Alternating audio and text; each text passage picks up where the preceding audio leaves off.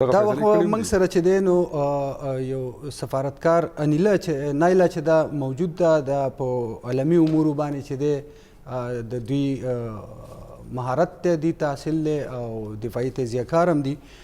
Naila be be آپ کو اپنے پروگرام میں خوش آمدید کہتے ہیں. بہت بہت شکریہ. میں معذرت خواہوں میری بس سے نہیں آتی. بہت شکریہ وقت دینے کا. نائلہ بی بی یہ بتائیے پاکستان اور انڈیا کے درمیان جو بڑھتی کشیدگی ہے آپ کیا سمجھتی ہے یہ کیا رخ اختیار کرے گی؟ میں امیدوار ہوں کہ ہندوستان کی حکومت اصل کے ناخن لے گی اور اس کشیدگی کو مزید بڑھائے گی نہیں، کیونکہ یہ ان کے حق میں نہیں ہے. یہ کوئی مایوپک شارٹ ویژن کی وجہ سے انہوں نے یہ فالس فلیگ کیا ہے جو کہ بہت خطرناک ہے. نائلہ بی بی کیا آپ سمجھتے ہیں یہ تناؤ جو ہے اس کا جو خطرناک مرحلہ تھا کیا وہ گزر چکا ہے کہ نہیں اب اس سے خطرناک مرحلہ بھی آئے گا؟ ابھی کہنا پیشرفت وقت ہے، لیکن میں امیدوار ہوں کہ یہ بات بڑھے گی نہیں. امیدوار ہوں کہ بڑھے گی نہیں، کیونکہ اگر انڈیا نے اس کو بڑھایا تو پھر اس کو اس سے بہت بھاری نقصان اٹھانا پڑے گا. ابھی کافی ریسرچ کی گئی ہے کہ اگر بھارت کے جنگ میں گئے تو ان کو کتنے بلینز آف ڈالرز کا نقصان ہوگا. میڈم یہ جو آرمی چیف صاحب نے بات کی ہے دو قومی نظریے کی تو آپ کیا کہتی ہے اس حوالے سے؟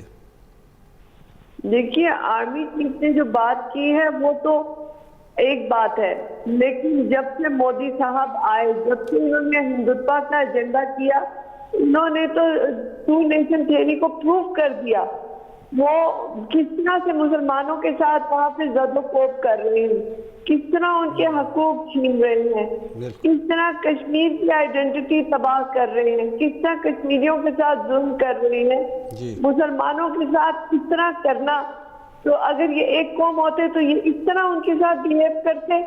تو یہ تو مودی نے خود پروف کیا. جنرل صاحب نے تو بات جو ہے وہ ایک جذبے سے کہی ہے، لیکن نیفیریس ڈیزائنز تو مودی صاحب کے، جس طرح وہ مسلمانوں کو وہاں پہ جو ہے وہ ظلم کر رہے ہیں، وہی پروف ہو جاتا ہے کہ تھیوری جو ہے وہ حقیقت ہے.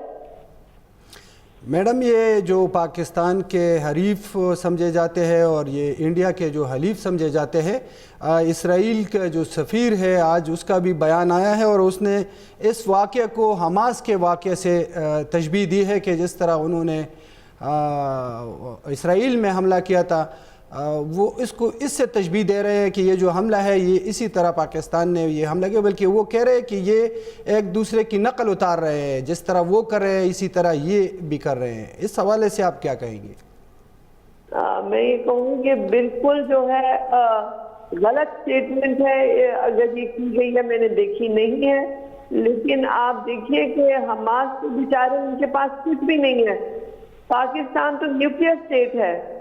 پاکستان کی طرف میلی نظر ہم ان کے جو ہے وہ منہ توڑ جواب دیں گے. حماس تو اس میں کوئی بیچارے کے پاس کچھ ہے نہیں، وہاں تو بھوک اور ننگ سے لوگ مر رہے ہیں.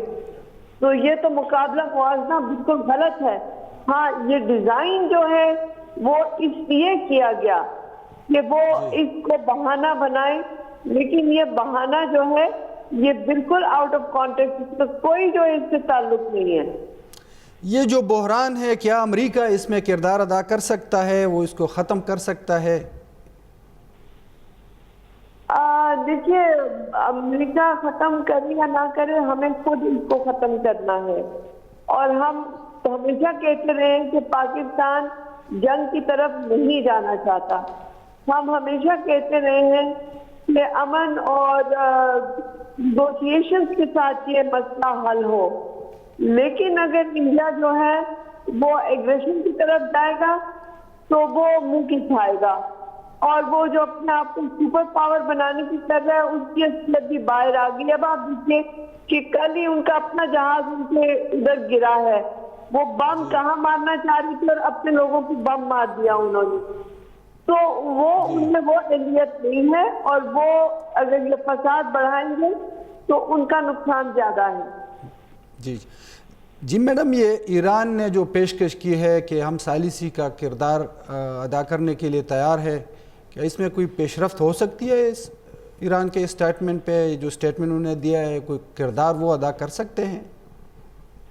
دیکھیے ابھی تو ہے ابھی تو ہم امیدوار ہیں کہ جو ہم نے ان کو جواب دے دیا یہ عقل اس بات کو سمجھیں گے اور اس بات کو بڑھائیں گے اور یہ بات ختم ہو جائے گی۔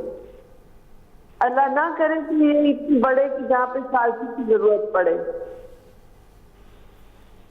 بہت شکریہ میڈم، وقت دینے کے لیے آپ کا بہت بہت شکریہ۔